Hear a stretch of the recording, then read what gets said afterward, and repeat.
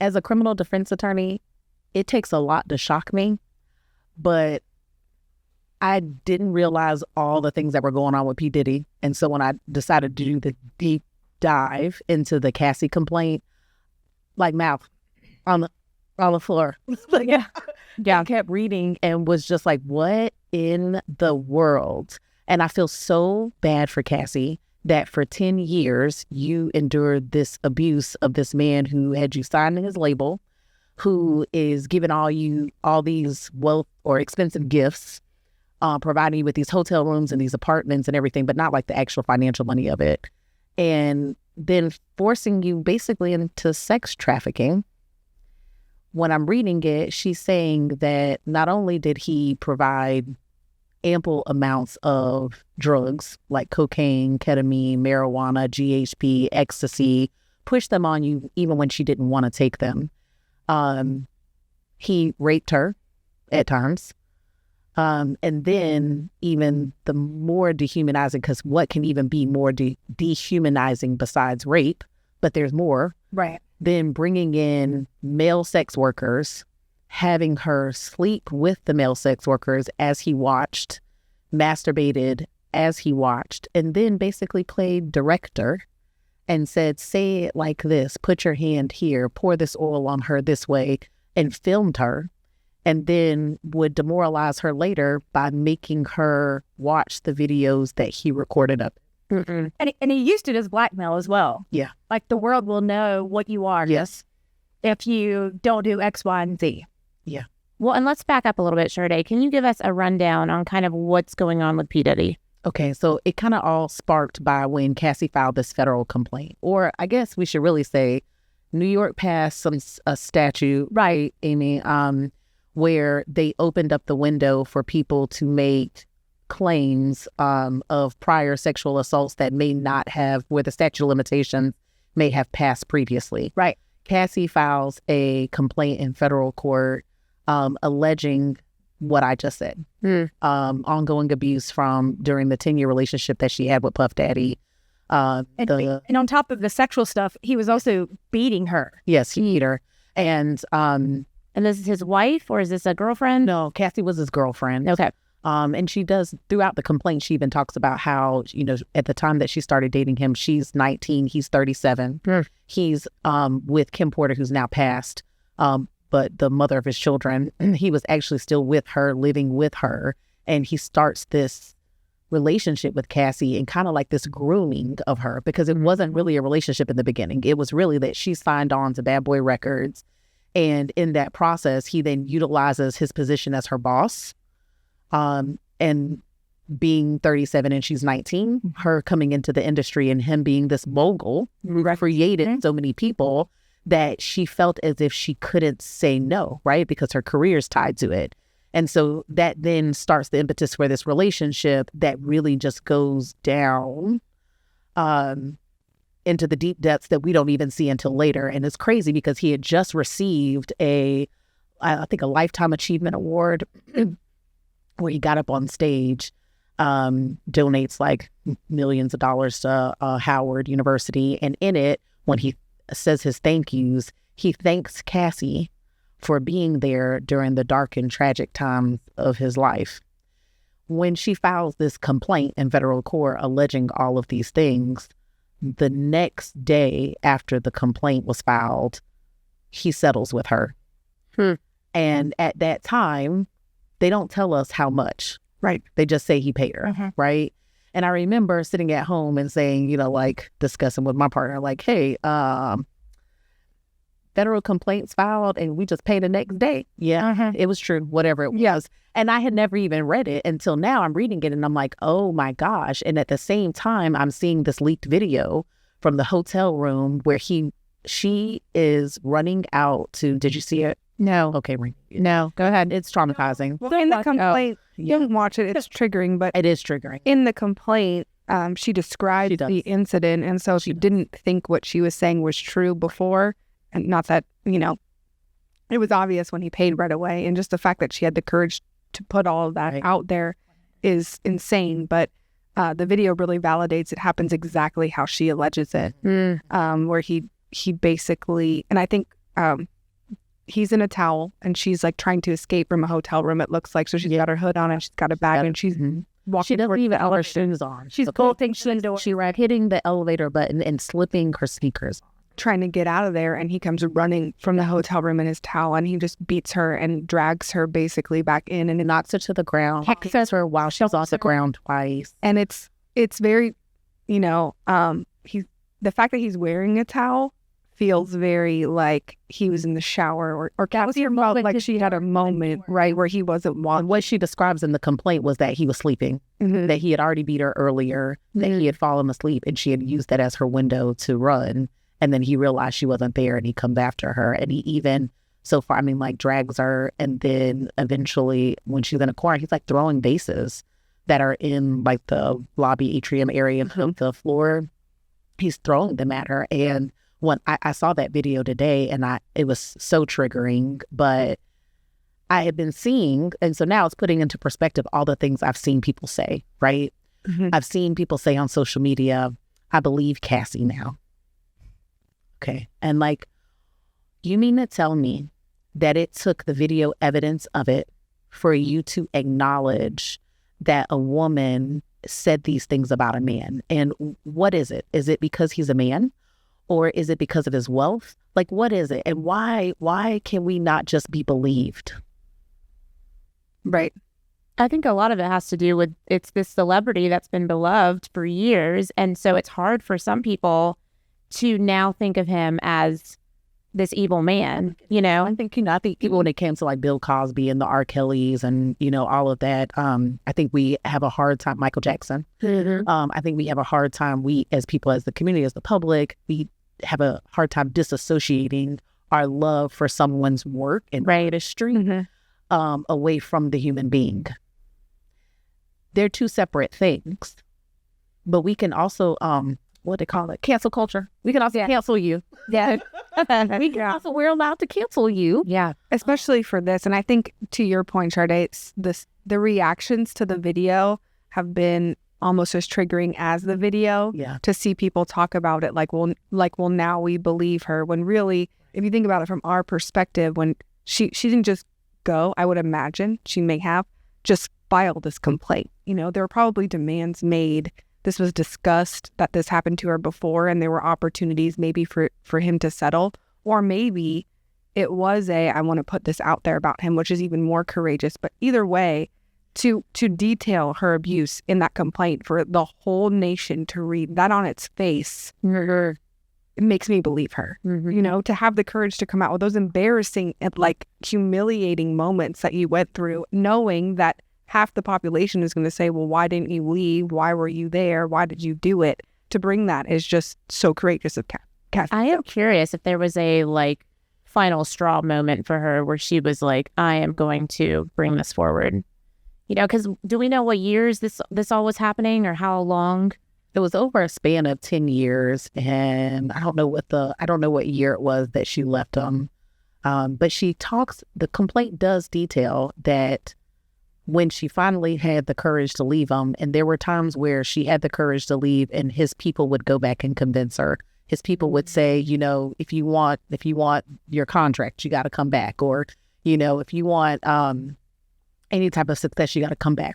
He's going to tell everybody they would like corner her into coming back. And so there were multiple times where she would go back, talk to him. And he was blackmailing her also with all these horrific sex tapes because he's recording and she said that she would try to delete it. Right. And that he would even bring back up the deleted videos and say, look, you don't even know how to delete them. Yeah. I can even bring back the things that you deleted. Yeah. And the lawsuit that his producer filed against him too recently, just that one even more. Cassie's is so triggering and it's domestic violence and it's abuse and it's all of that. But you see even more the power and the people that Diddy had in that.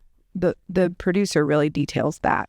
And the footnotes. And just like how he had people everywhere making things happen all the time. So for Cassie to feel like she could leave, I'm sure she's going to be found, Like it wasn't as easy as just leaving. And she even described when another industry participant showed some interest in her that, Puff Daddy makes a comment of, I'm gonna blow his car up, and I'm gonna do it when he's home. And she says, and then subsequently, Kid Cudi's car was blown up. Wow. And so she's like, what a way of, showing the power. But she was basically, once she had children and went through rehab and like help and psychotherapy and all of that's where like she finally got the courage to they changing, right, and allowing her to bring it. Because I looked it up. They broke up in 2018. Kind of the part that gets me and all this stuff is when I see people say, like, only God can judge him and all these things. Why didn't she just leave? And whether it's P. Diddy or the traditional stay-at-home mom who doesn't have an income or an education to be able to leave, it's the same circle of violence that we see time and time again when it comes to power differentiation, and it makes me so sad because that's kind of like the mentality of the world. Even women, when you've got a woman with her own income and all this stuff, she's like, well, why didn't she just leave? Because they can't even wrap their mind around not being able to. Yeah. And the thing is, when I think about Cassie, I really think of like a mom, a stay-at-home mom that's in the same situation, who can't really leave. She wants to leave for, 10 years, but she can't leave because, one, he's holding these things over her head. Financially, she doesn't really have anything. She's been with this man for 10 years and doesn't really have anything to show for it or be able to, like, set herself up on her own 2 feet. And then knowing that everybody's going to question everything that she's going to say because he's this beloved man in society. But, one of the great things about Cassie's complaint is that it gave this like voice to so many people who didn't think that anybody would believe them either. Mm-hmm. And they've been able to come forward and talk about what this whole horrific person, this man, I don't even like saying his name because he could suck it, did to them. And it gave them kind of the courage to do that. Yeah. And so, not just women, because he was abusing men, obviously, too. Yeah, absolutely. But the producer, I mean, he what you see is the cycle of and the psychology of when people groom victims, narcissistic behavior, and trying to basically like convince you and get you to accept that this is normal, that this is safe, that everyone's doing it. Yeah, because everybody in this room is doing it. Everybody in this room is doing it. Look at these wealthy people who you look up to. Look at these producers that you want to work with. Let me show you this video of him sleeping with a man. It's totally acceptable, and grooming this individual. And in that same sense, he did the same thing to that individual that he was doing to Cassie, because he says he worked on all his music for all this time, stayed in his home, and then wasn't paid for it. Right. And so Cassie, same thing. You're working, you're signed to this label, but he's providing you all the gifts and the houses and all of this. You're not buying it yourself. And so this lifestyle that you have, where do you go, or what do you go to? She said even the day that in her complaint, she talks about even the day that he had beat her at the hotel, she left, went to an apartment, and then thought about it and was like, oh my gosh, this is just going to make it worse. He's going to be even more mad at me, and went back. Mm-hmm. She went back. And she says that security at the hotel had seen what happened and told her, do not go back to him. Go. Run. Just leave. So. Well, when security had seen that, did they not report that? Hell no. They just went and bought it from him. They don't have a duty to. And I'm guessing that she asked him not to because she didn't want to get it twice as bad, right? After it was all over. Mm-hmm. And he had a lot of power just to make things go away. Yeah. Right. I mean, he had made comments that he had friends in the NYPD, that, he knew people and made things go away. And we've seen that, right? Yeah. We've seen that when he was dating J-Lo and he got trouble with a gun or whatever it was. All that stuff just kind of went away. Shooting at the club. Right? Yeah. Mm-hmm. It blows my mind, though, when you get to that point where you just feel like you're above the law and all the rules, because to abuse somebody that badly, knowing that they're going to go out there and see that they're bruised, and just not, or if he's throwing vases at her, you can easily kill somebody that way, and to just not even think twice about it, Well, and she said that he would basically hide her away after he had beaten her. So waiting for the bruises to go down, he put her up and then he buy her these lavish presents, try to get her to forgive him or whatever. And, it's classic. This is classic just behavior of abusers and predators, like the grooming. this is not anything new. This is stuff that we've seen time and time again, whether it's child predators or all the thing between the grooming, the gifts, the circle of violence. This is what it is. And, it's the a tale as old as time, unfortunately. And that's the heartbreaking part, because Diddy isn't the first, and he won't be the last. And somewhere along the way, with enough is enough. But it makes me sick now to see all the things on social media now where it's like, okay, well, now we believe Cassie and Megan Thee Stallion. Oh, we believe you too, right? We believe you too. But why is it that we just can't believe women when they say things? And it's not, Rainey was saying it's the money and the power, but it's not always, no. Right?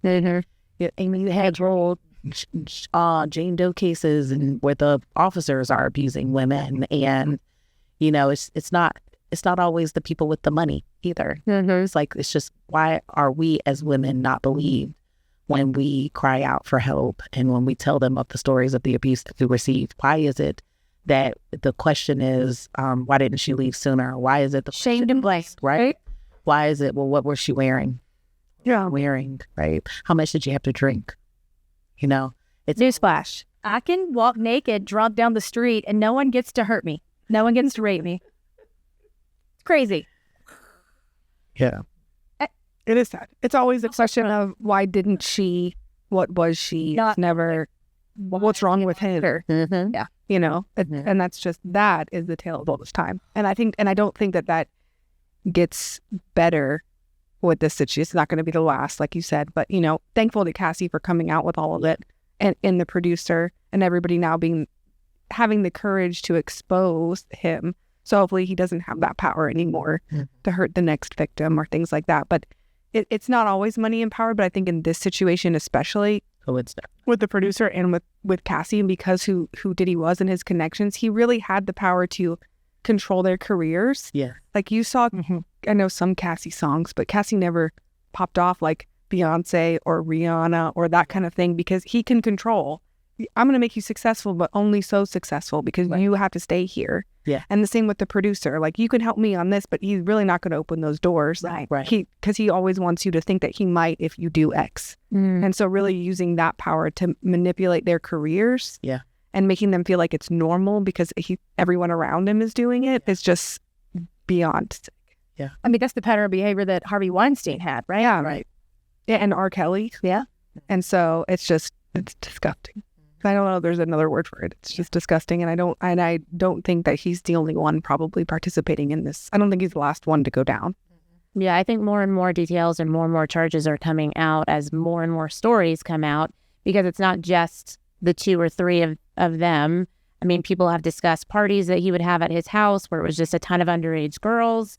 Obviously, there's a pattern here of abuse and violence. So more and more charges are coming out about that. Do we know anything about trial dates or the next steps or what's going on investigation-wise?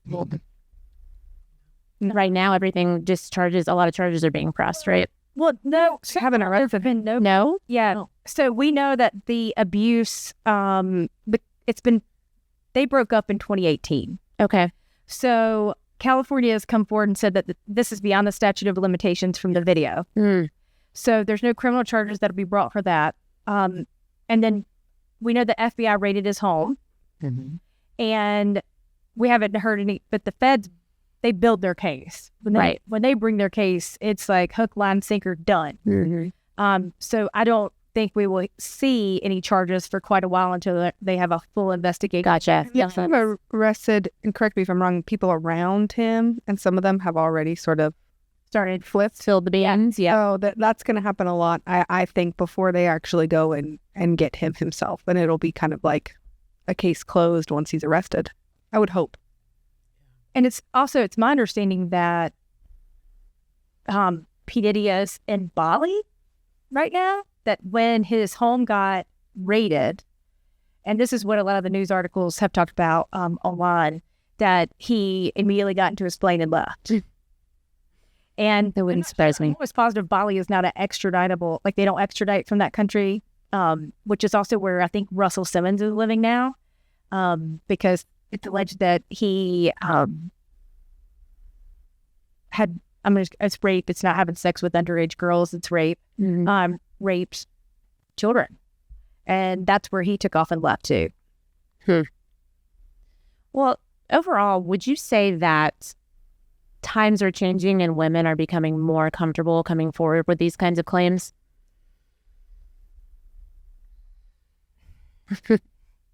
No. No. I think that you see a shift.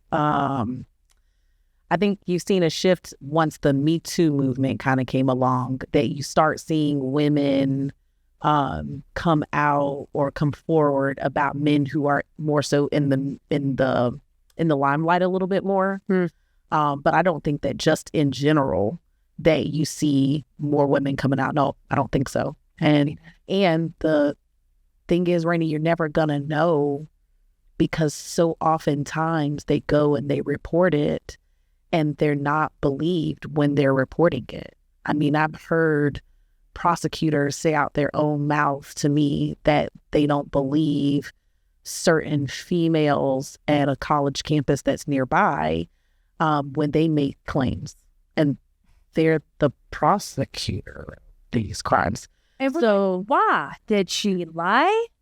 I just got a feeling. It's a feeling. Yeah.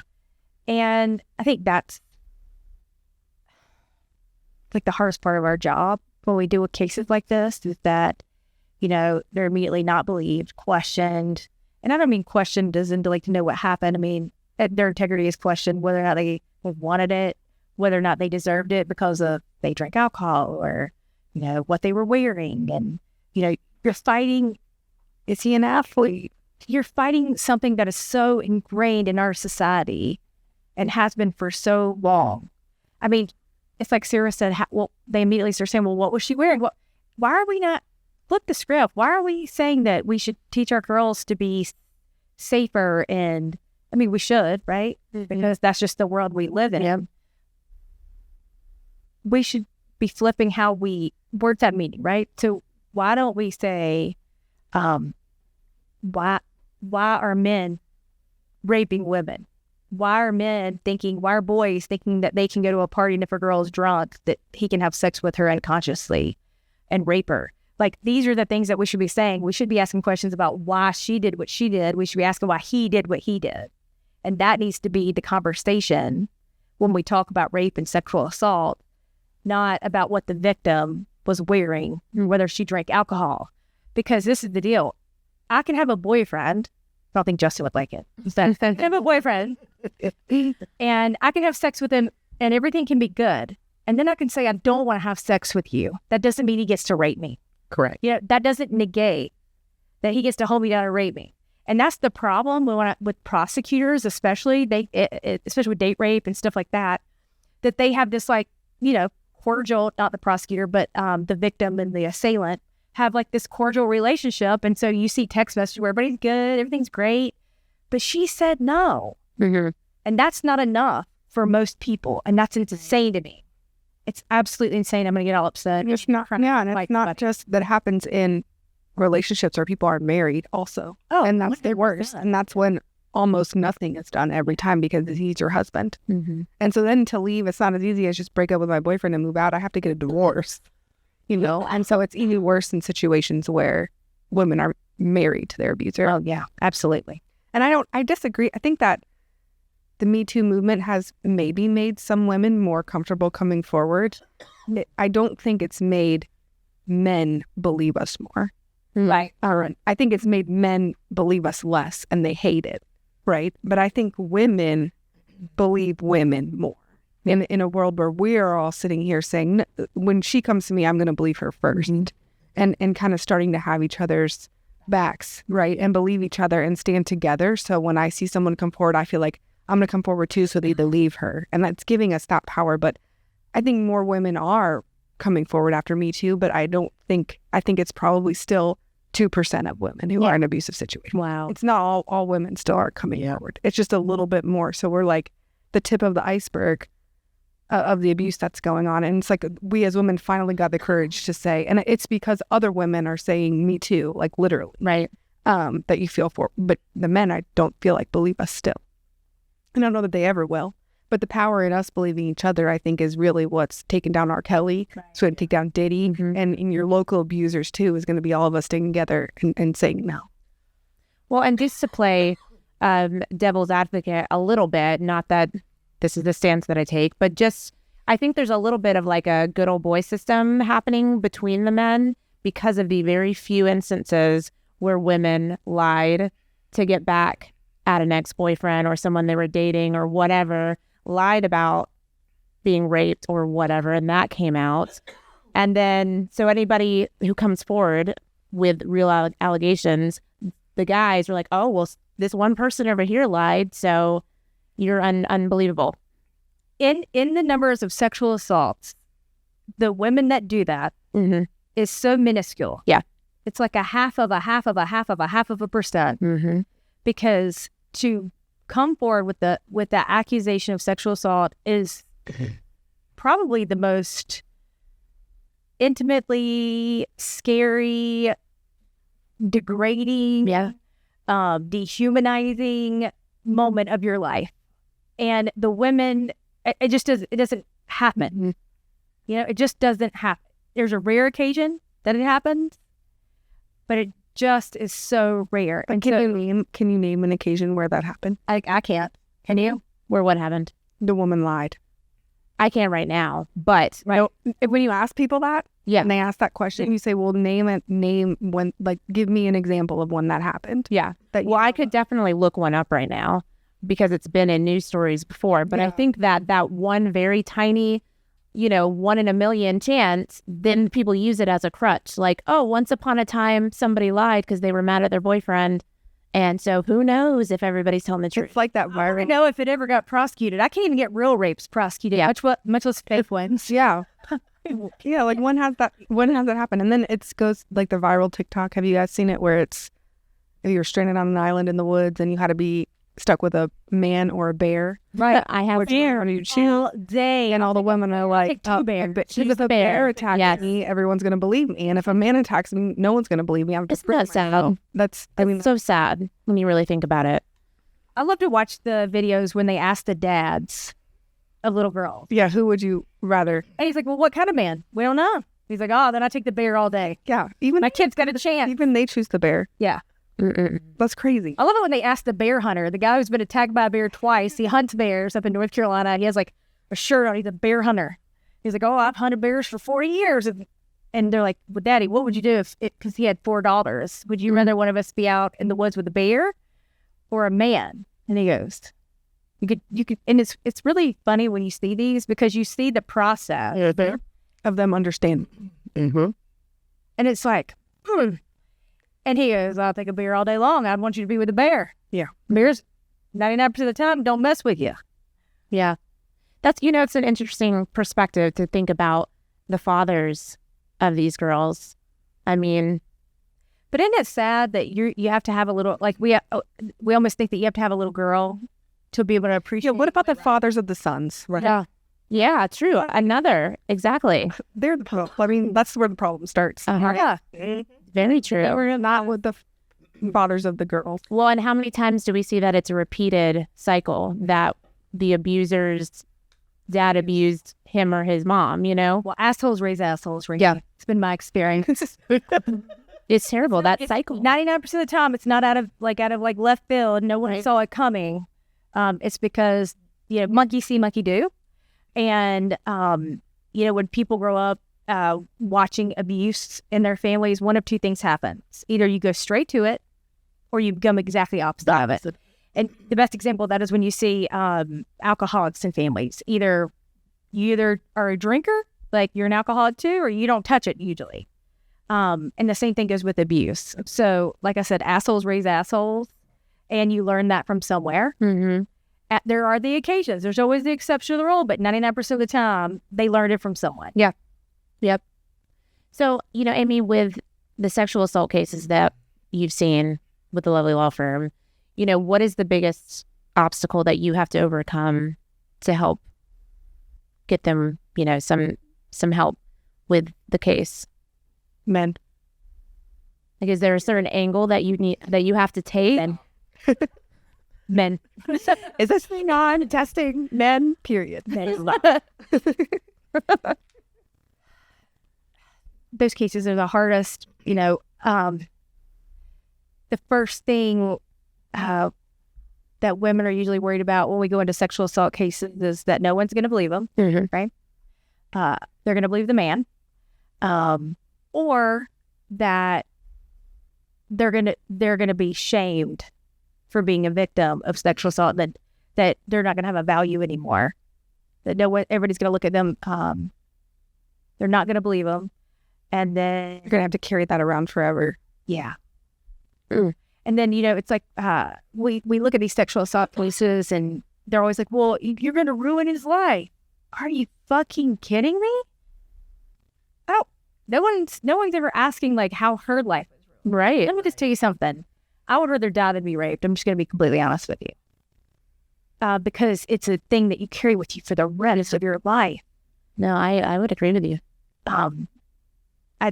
Men. And just as women, we can all sit around and imagine that happening and how we would feel. And we think we know how we would react. When you're in a room, you're not in a room with all women trying to prosecute these cases. And I do think that I love men. I love my man. But they don't just understand it. Yeah. So it's really like They don't. breaking down the psychology that we think we can understand, right, of what she's going through, and then trying to help her find the words to describe so that they will understand what's happened. And that can be very difficult. Yeah. I mean, juries get it, obviously. Women get it easier, I think. But a man, and not some men have been sexually assaulted, but primarily, it's hard to get through that breakthrough of like the real damage done. It's hard to understand unless it's a man who's been through it himself, or other women, because we put ourselves in their shoes, most of us. As women, even if you've not been raped, right? Thank God, I've never been sexually assaulted, but I think we've all had things happen to us that weren't okay, right? That weren't right. Or moments where we felt like we might be. Yeah. Right. Mm-hmm. And maybe we're all lying to ourselves a little too, that maybe it was assault in some way. Sure. And we don't want to think of it in that manner. But I think we all kind of get it. Mm-hmm. I think we all kind of get it. Mm-hmm. Because, the numbers are not in our favor. As women, when we look at society, they say that like 1 in 4 people are sexually assaulted in a lifetime. But that's just the people who are willing to admit it. Right. And so really the number is more like 1 in 2. 1 in 2 women will be sexually assaulted. And I think the other problem too is they don't understand how victims react. How if I've been assaulted and I tell you my story, I don't want to tell you it 25 more times that night to every different man who's coming to me, every officer or prosecutor, whoever's walking up, plus to the same nurse and everybody. You're making me relive this trauma over and over. And so until we start to process how we really need to listen and treat victims, how a victim would respond, if your first thought process is, that her husband beat her for 10 years and she didn't leave, then that's your problem. That's the first problem, right? Because you don't even understand how a victim reacts, how they stay, how they feel like they're pushed into the corner. And so until we start recognizing what trauma does to a person, the trauma responses that individuals have, the responses that a person has when they are repeatedly traumatized, and how also when you have an upbringing where you experienced trauma like that before, and that becomes commonplace, why you wouldn't report it or say something or want to tell somebody until we start to understand the true culture of a victim And unravel it, right? right, so that we can understand how to listen. Yeah. Right. We gotta listen to signs, and then we gotta understand how to listen to them. We all have this like we have this vision that if something happened to us, whether we're getting pulled into a car in the Walmart parking lot or whatever, like what we would do. Mm-hmm. And the reality is we really don't. No. You know, in my head, I'm going to kick, scream, bite, whatever you've got to do to get away. But you also like things kick in, your body's in shock, you're doing whatever you can to survive. And what we realize is a lot of times there's fight or flight, right? But there's more response to trauma than those things. And one of the things that we really realize is this phenomenon called fawn, Fawn. Right. And it's when you're polite to your attacker and just kind of like and go with it, right? Because That would be me. they would kill me. Think it over faster and they'll be nicer. Yeah. Right. And that's kind of what Cassie did. But right when she went back, she was like, it's Might be I've been trying to rationalize. I feel like, do we really want to do that? I mean, I thought about this. today, I was really having a rough day. Do you really?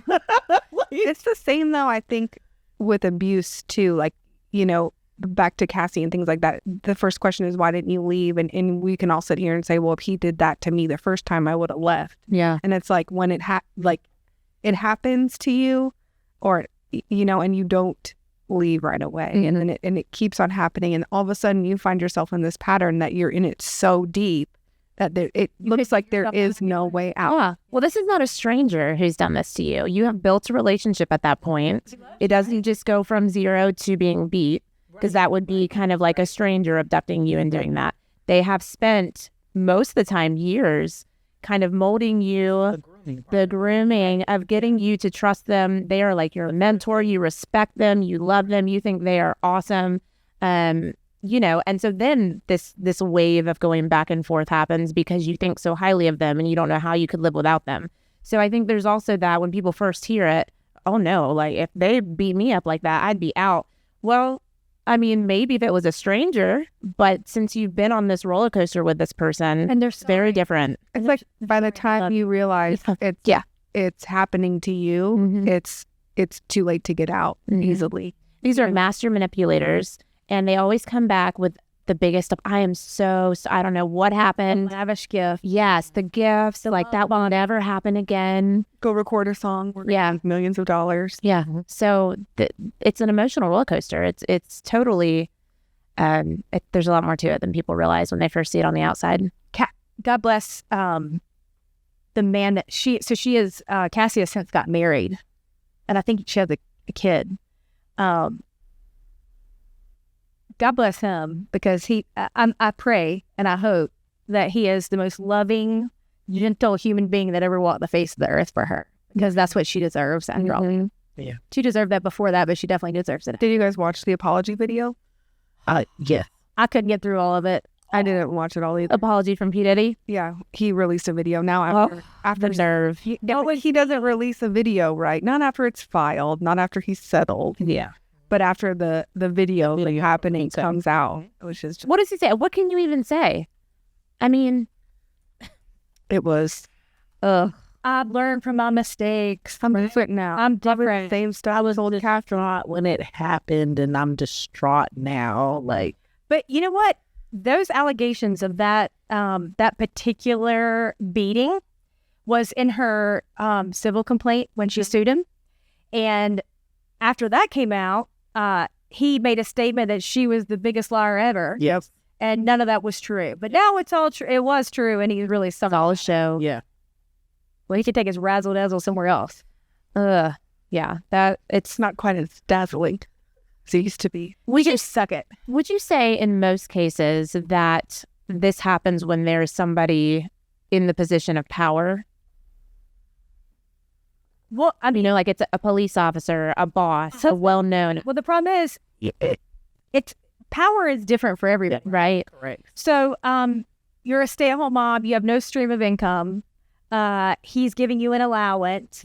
Like you're a child. Yeah. That's power. Top of the food chain. Yep. I mean, it's always a power. I mean, 99% of the time in these kind of situations, there is a power, but it doesn't mean you have to be it doesn't mean you're actually powerful. Right. You have to anybody time with people who use drugs. It's the person at the drugs. He has the powers. Yep. Right. So it can go from anywhere from that situation all the way to Because sometimes I feel like the victim feels like they have nobody in their corner. Like, I'm a nobody. This is somebody with all these resources everybody loves versus me. I have nobody. I'm nobody special. I don't have a bank account. Yeah. You know, a place to live. I don't have a place to live. I don't have a place to lay my head. Sometimes it's that he's the powerful athlete on campus. Right. Yeah. It's big with athletes. You know, I also see a lot of wives that stay or people who share children because they're terrified of that abuser having some kind of custody. Oh yeah, because at least I can protect my kid and kind of control the situation if I'm in the home. I can understand that for sure. Because we see time and time again in family court situations, they'll go in abuse situations, they'll go and give the dad some kind of visitation or custody, and then the child ends up dead. I mean, I think or abused. I think we just saw that in the case where there's a trial. I think it just ended. I'm not sure it's going on. The little boy he was beaten and abused, but he would make him run on the treadmill. Did you see this? Called him fat. He would make him run on a treadmill. Like, and there's videos of it. And I mean, he was also physically like hurting him. He was abused and battered and all those things on top of it. But that mother had went to the family court and said he was abusive time and time and time again. And no one listened. It all fell on deaf ears. It's so terrible. And then now that baby's dead. And you know what that mama's thinking? I should have just fucking stayed with him. Because at least I may have taken the brunt of his abuse, but at least I could have protected my kid. Oh, yeah, I think any mama is like, I'll take whatever. Yeah, I'll take whatever off of my children. I mean, when my kids are sick, I'm like, God, please let me take the sickness from them, you know? So just make them okay. I'll take it all. So I can only imagine. I just couldn't. I can't. Hurts my heart. Absolutely. And you have also this, you know, structure of men who are, I mean, sorry, feminists, but they're physically stronger, okay? So we have men that just are stronger, okay? And then we have the women and children and elders, right, who are seen as the lesser beings because of physical, you know, we are traditionally smaller, you know, we have less muscle mass, all the things. So I think just that of the men being like, well, we are bigger and stronger. So now you have the weaker links of women and children who are just vulnerable based off of that, the food chain. So, you know, I feel like that's another element to this of them feeling like they can, that they can just do what they want. It's another form of, because you get a bad person. Yeah. Because that is power. And then it's like, are you a good person or a bad person? Because if you're a bad person, you're going to abuse this. And if you're a good person, you're not, you know? And that's why we choose the bear. Yeah, and that's why we choose the bear, because you don't know who you're going to be stuck with. Every time. I just saw a video of a big leader in the Christian nationalist movement who don't want women to be able to vote. I mean, because, you know, you're the weaker link, and men should be able to do that for you. I literally about threw off TikTok. It's like, I was going to say, did you go and respond, Amy? Because I feel like you would have gone ham on them. I could have, but I'm like, we all read. It just starts hurting. Yeah. No, I can understand that here. There's so many elements to this. I mean, between family history and then individual people themselves and then the different positions of power. I mean, there's so many reasons, but none of that really matters, right? I mean, it's wrong. Wrong is wrong is wrong is wrong. And we don't know how to stop this. I mean, what do we need to do to change this in the future? It's only I just fix the world. Right? Yeah. They would just let me run the world. That would be so much female president. Yeah. No, well, women leaders have safer countries. Women CEOs make more money. Yeah. For their companies, higher profits. Like, I mean, there is something to women leadership that we should think about. But I think the first step is we start changing the conversation and how we talk about this stuff. And it goes back to what we were saying before. We don't ask what she was wearing. We ask why he would do that, right? Why would he think that's okay?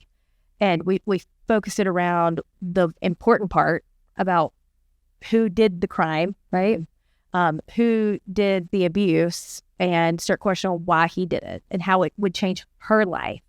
We have to flip the script. And once we start doing that, maybe it'll open some eyes. Mm-hmm. But it's really hard to even think that that's even possible in the country that we're living in 2024 right now, where women's rights, not just to abortion, but to birth control is coming into question, or their right to vote is coming into question, that's up on the chopping block. So the idea that we can even change this conversation and do something better feels like we're going backwards in a lot of ways. Yeah. With that. Yeah. Especially with the voting. Sin Butker giving that speech at graduation that we should all be mothers and not do anything else with our life. How strange was that? It just feels very like we want to get up there and say, I'm in like the twilight zone. Women. I think that, and I hate to put it on our backs because we are commonly the victim, but I do think it's powerful when we sit and have conversations like this. And then when women do come forward, that we stand with them. Yeah. That's so important. And that's the only way that we're going to get through this next. It's not just, I mean, if they're taking away our birth control and sticking us back in the home, I mean, we're going to go all the way back where we're going to have to be coming to have this conversation about domestic violence. Is like, we got to go, we're never going to be believed. If we're locked in our home, having all these babies we don't want. It's like, no, I'm like, he's abusing me too. They're like, yeah, right. You have 6 kids. Go back inside. We have to have the conversations too with our boys. Yeah. It's a raise. Absolutely. Right. We got to raise better men. We got to talk to your significant others and have the conversations to try to shift the mindset. And I've been doing it all the time. I'd be like, look at that. Oh, another. You see that? You see that? You see us one around here raping. Put the moms back in charge. My 11-year-old, somebody was like, I like your pink shirt. That's a girl color. And he goes, that's the patriarchy, don't think. There's no such thing as girl colors and boy colors. For real though, just teaching. Right. Yeah. Teaching your boys and your significant others and speaking up in those situations and standing with each other. Having the conversations and saying, well, you know. No means no. You know, I'm having the conversation about consent. Yes. With my children from the time they were babies, right? Mm-hmm. If someone asks you not to touch them, you don't get to touch them. Right. You know? Mm-hmm. If your friend doesn't want to be hugged, you don't hug them. Right. And once you start, these are just like the little things that we can do that starts planting the seed. Absolutely. And then as we talk about it, it all kind of connects itself. And that's how we raise better men.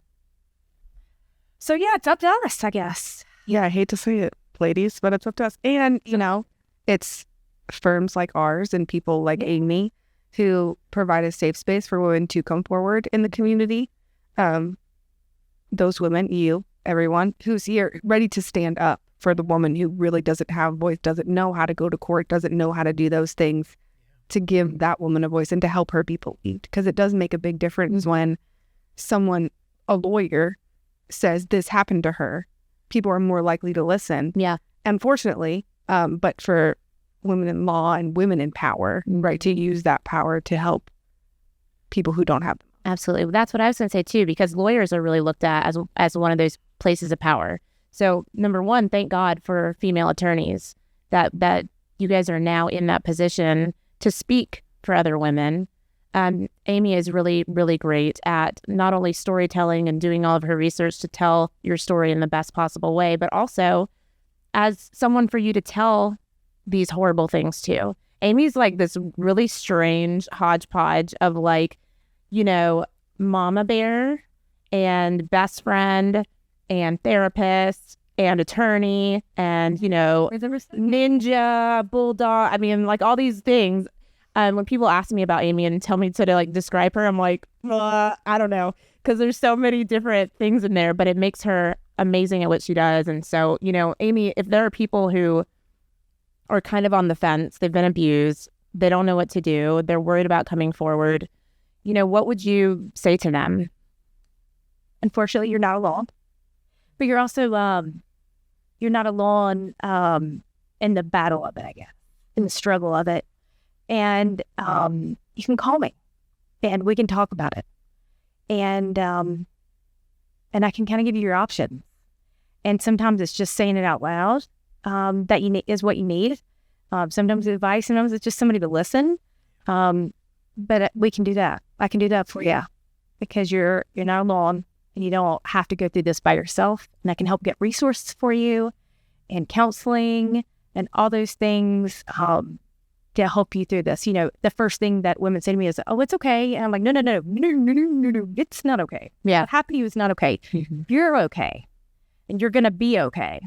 So what happened to you is not okay. And the look on their faces. Like, Yeah. That right there is kind of like, thank you for seeing me, you know? Yeah. But yeah, call me and I'll be what I can make an escape plan. Yeah. Whether it's filing a lawsuit like Cassie did, or whether it's just making a plan of escape, or just being heard, or knowing that next time when you need someone to escape with, the range of what's going to make women feel better it depends on the woman and the circumstance. And so, yeah. You know, locally here in Myrtle Beach, there's a case that's kind of went nationwide. The story of Micah Miller, who was a pastor's wife. When all of that stuff came out about Micah Miller, I remember it was a Sunday. I was sitting on my back porch drinking coffee and reading about. So the story is that allegedly that she committed suicide, and that she had been abused by her husband, who was a local pastor. And all I could think about after watching the initial stuff on that story right after it happened was, I wish she would have called me. I wrote a Facebook post about it, because when you hear about all this stuff, you saw all these women in her church. One, I watched some of her husband's sermon. I mean, I'll tore up. Watch some of his sermons and the things that he was saying about women and her particularly, but also women, and everybody in that room, nobody did anything. And they all kept coming back. Right. And giving him money. And nodding, and no one got up and left or said anything or did anything. And I'm thinking. And it was very degrading to women. Oh, yeah. Very degrading to women. And her, saying things about her particularly. And no one did anything. And all those people in those pews just kept nodding their head and coming back. And then I read part of her story, and it sounded like she had a lot of women who supported her in that situation, but none of them thought they had any power to do anything about it. And it just broke my heart, because I just kept thinking, I wish she would have called me, because I would have helped her have an escape plan. And I've been at those court dates when she tried to file for those restraining orders and things. But wish I'd not court and somebody grabbed me and said, hey, Amy, make sure this one doesn't slip through the cracks, help her. Because I've been the first one to jump in, because I do that all the time. That happens all the time. I'll be in court and a prosecutor will see something or have a case and say, hey, make sure this woman's okay. Yeah. They know what I do. Or another lawyer or a divorce lawyer, whatever. And it just broke my heart, because I wish I could have helped save her. Well, and people can come in and just chat with you to decide what they want to do too. Yeah, and we give them resources. And, you know, if I need to get you a hotel room, whatever we need to do, we can do that. And we've done it, and we'll do it again. Yeah, all day, every day, because we protect women, period. And understand that the system, it's interesting with the Diddy stuff happening, and then you want to talk about power and what that looks like in different situations. You can draw a lot of parallels from that case to the Micah Miller case, which is local, right? This is happening right before a whole congregation's eyes, and nobody did anything to stop it. So it really goes to show that in South Carolina in particular, it's disappointing every time I feel the way that we treat women and children and victims of domestic violence and abuse. But it's not just here, it's everywhere. And Micah's story has really touched nationally, has brought up a lot of attention, I think, for the same reasons. It's happening everywhere. Absolutely. As more and more things come out in the media about that case, we see the same kind of stuff, right? With the circle of violence and abuse and the power differentiation. You know, it's been alleged that like he would cut off take her credit card or her debit card, so she would have no money and have to come back. That he was grooming her for the time she was 14 inside in their church.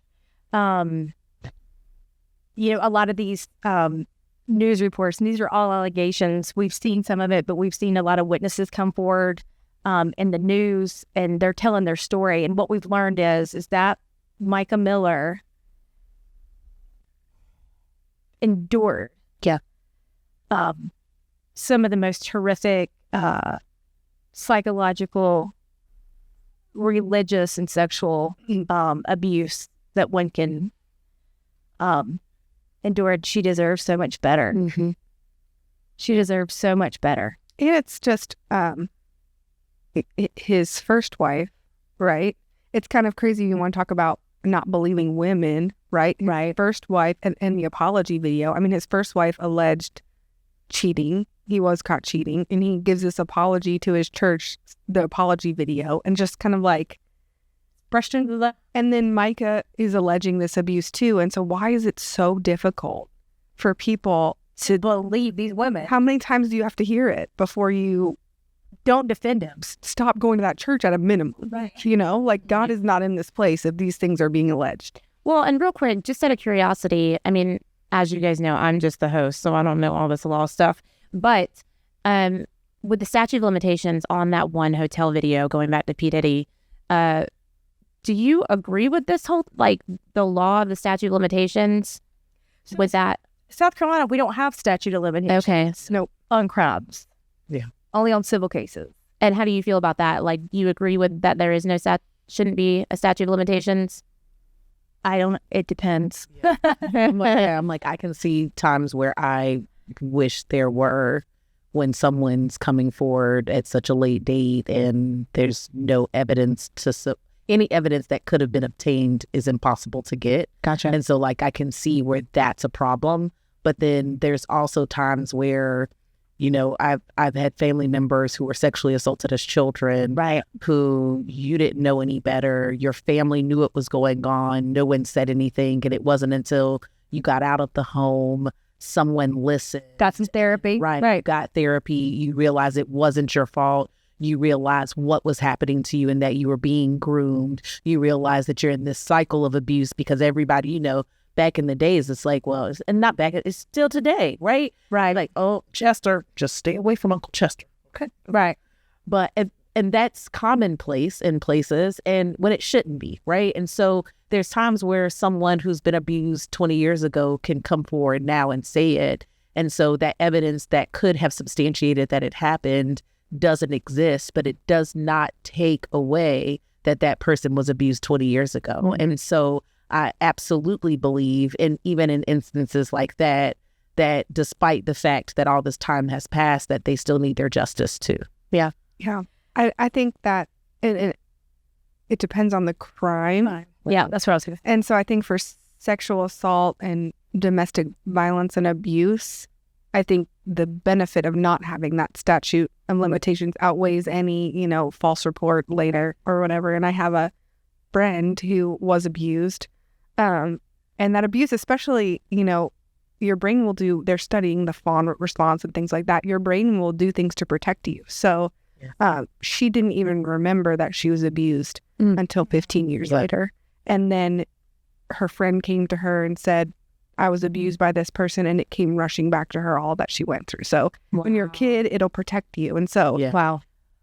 You know, and that person is still out because there's a statute of limitations doing whatever he's doing. And so that's scary. And I think especially for crimes of abuse, there shouldn't be a statute of limitations because it does take time and courage to even realize what's happening and then to come forward. And the reason you prosecute people, right, and you punish people is to either deter them from doing it again or taking dangerous people off the street, and preventing it from happening again. And so, like, we don't want this is the kind of thing that we want to protect at all costs. You know, you broke into my car, you might break into 5 more cars. Well, we could debate about that. Yeah. You are abusing children or women, that's the line. It's like, right? That's with the gymnast and the gymnasts and the FBI and it's after and when they realized that when those original gymnasts had came out, that if they had properly investigated and done the research and actually like took actions at that point, so many of those women wouldn't have been abused. Right. So it could have stopped at that part. And so, but they didn't do anything. Yeah. You know, so that's a hard pill to swallow. So the things that shouldn't have a statute of limitations are like, we had a client who had grew up had a hard childhood, sold some drugs, realized that was not the way he needed to go, stopped. 4 years later, they bring charges against him for selling drugs 4 years ago. And he's lived a wonderful, clean life. Mm-hmm. Yeah. That kind of stuff is silly. Yeah. Victims of abuse, people who abuse women, children, those kind of things, that shouldn't have a statute of limitations. That makes sense to us. Right. So that's why that's why I say it depends. Sure. On the crime. Sure. Well, we're going to keep watching this case as things come forward, claims come forward, charges come forward for P. Diddy, and kind of see what happens. What are your predictions? I hope that we see something come of the federal investigation, but I think it'll take a long time to get there. I think more people are going to come out in the meantime. Yeah. And then I hope that eventually we start protecting our youth that are going into the industry. And I say that as like the parents who want our children to Be stars. right, to be stars, right? But also to the industry to protect our children. You're seeing so many of these things come out with like Nickelodeon. Yeah. Oh, yeah. Right. And then, Aaliyah was married. They married her off at 15. okay, so The quiet on set. stuff with R. Kelly and the parents who were allowing the girls to go with them and all of that, and the young singers that go and they're around people like the P. Diddy's and stuff like that, like Usher being with him when he's 14 and all this. Okay, so like I would hope also that we shift something where we stop putting forth our desire for fame and money. We stop putting that ahead of protecting our youth and our children and preventing them from seeing things that they have no business seeing at such a young age. And so that because then they grow up and they think it's normal. Yep. It happens in every genre, too. Yeah. And you have the Aerosmith stuff. I know there's lawyers, and the California lady lawyers are trying to get some justice out there. But it really is an industry problem. And you would think it starts from the top, too. The way they run those businesses. You can't put the artistry above, he's amazing, so talented, but he's also horrific abuser. I'm not setting my 11-year-old off to Michael Jackson at his little playland thing, But also roller coasters and have sleepovers. I'm not doing it. so many people above, before they were Michael Jackson and before they were R. Kelly and Diddy, this was going on as they built their empire. And who at the top says, you're not going to have a bunch of underage girls at your house. Right. That's it. The money's cut. Right. And it comes from the top. And because there's a lot of people up top who knew about all this. But y'all, we live in a country where in some states you can marry a 13-year-old or a 12-year-old. So that there's a whole. She wants to start there. There's a bigger. It's way bigger than just like kind of like yeah. I mean, we're gonna think bigger and broader. The system is totally screwed from the biggest picture. So until we can agree that children shouldn't be able to get married, right? 12-year-olds shouldn't be able to get married off to 50-year-old men, then we can have a real conversation about change. Yeah. Okay. Sorry, y'all. My chest hurts. We'll wrap P. Diddy conversation, but There'll be more. there will be more coming out, and we'll be right here to talk about it, right? But also, folks, I mean, if anybody wants to see or hear more about the Micah Miller case, we have another podcast on Micah Miller, so they can watch that. And then also visit all of our social media. So Twitter, Instagram, Facebook, YouTube, online, justiceslovely.com. You can find out ways to contact Amy if you need to, if you have a story to tell. And any feedback, any comments from the podcast, we'd love to hear from you. Let us know what you think. Any final words, ladies? All right. I picked the bear. Every day of the week. When life gets ugly, justice is love.